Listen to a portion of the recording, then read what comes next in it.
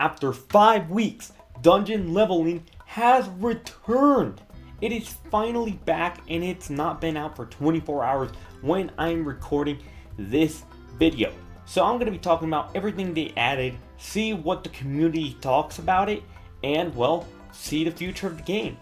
Now the map actually looks very similar. It looks like the same as before. Nothing of the changed in the map. But if we look in the dungeon leveling Discord, we can actually see everything they added. Here is the message of everything being added. This was done 2 minutes after its release. Saying, big update, new content, meaning guilds, a new cryptid boss, rubies can now be found in rooms, it is now possible for a new secret room, monsters can be stronger depending on the chest rarity, a few new rooms like damage rooms, a logic room generation has been changed to make the rooms more unique, item enchanting, added a new rarity, an invasion shop, added 12 subclasses that aren't into the game yet, the skill tree has been remodeled, there are now passive skills for every class, there are many new parameters added, healing's power is now growing, now monsters sometimes have basically abilities like we do, and I gotta scroll down because it's a lot. A talent added for each player, it's randomly selected or basically a kind of unique ability. Added Room Master later. All the players who have played the beta test for each level 15 got a little perk right here, level 2 formula. The boss glitch was removed. Added cooldown time for skills. The dash logic has been changed. And added to the settings menu. Added a price to reset stats in the skill tree. Added interrupting M1 attack and skills. Bonfire regenerates HP and MP practice fear. Now you're wearing heavy armor, slows you down. Move speed while wearing light armor, increase it. Added console support beta, and added bonus for collecting a set of armor. That's a lot. And these little balance changes and bug fixes, which I'm going to read, but you guys are going to hear them at ×2 speed. I don't want you guys hearing the whole thing. Unless you guys can join the dungeon leveling Discord through this invite right here, so you guys can actually see it. So balance changes.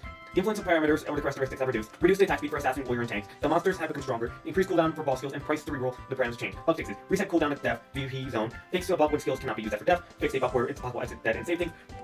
Bug when potions appear in no potions mod.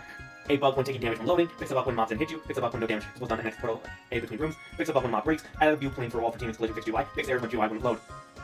Also, some additional comments would be, guilds are not working in RA beta, invasions are refactoring matchmaking, your pain can fix our errors. If you fall behind rounds, let me know about it, and basically here's where the dungeon goes. Now that is a lot of additions and bug fixes, which makes sense. It's been 5 weeks since the game was shut down and brought back. Though, if I'm being genuinely honest, there's not a lot I can see new, or that I don't really see new, from the get-go from coming back in game. If you think I'm wrong, comment down below. But the only things I truly see are, for example, this guild master, which I'd love to create a guild, but I can't, I'm broke. And well, a few like other minor changes here, but not really much I can really say or mention. I think these guys changed, but not much at all, to be honest. Also, another thing that I did notice that kinda was expected, but is a bit concerning. Before, dungeon leveling was actually beating Dungeon Quest by player count. Now, I'd show you the Rollimons thing, but it's not there. I tried searching for it, okay? And it's not there for some reason. It really isn't. So I'm gonna have to use the Roblox version of this. So it has around 2,000 players at the time I'm recording this video, a bit less. And if you look at Dungeon Quest, it is consistently over 2,000. I can barely find a time where it is actually lower than this game. And before, dungeon leveling had almost 8,000 players at some point. I don't think I'll be able to find a picture of it, but it was still kind of crazy. Now the game has practically lost 75% of its player count since that moment. Though that may be a little bit unfair since maybe it got a surge of players at the last minute before the shutdown. But it's still really concerning the substantial amount of players it lost. And, well, we're going to talk about some of the positive and negative comments some people left well on the game's release. Now what I did was ask in the dungeon leveling Discord on people's opinions.